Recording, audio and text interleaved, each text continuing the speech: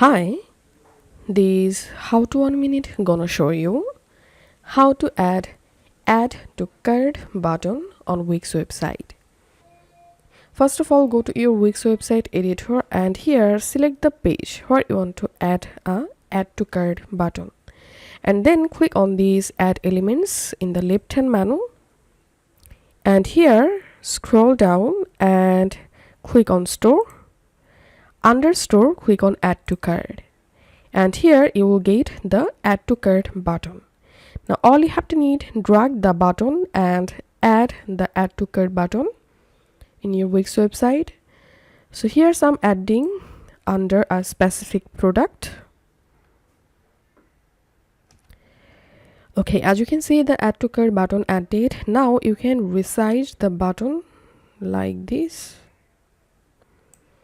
Now select the add to cart button and just click on settings and come to the settings section, and here you can change your button text. And now under product, connect this button to click on this arrow, and here you have to select the product, which product you want to connect with the add to cart button. So here's I'm selecting this product for example, and now to edit the specific product, just click on here and you will directly jump into the product editing page.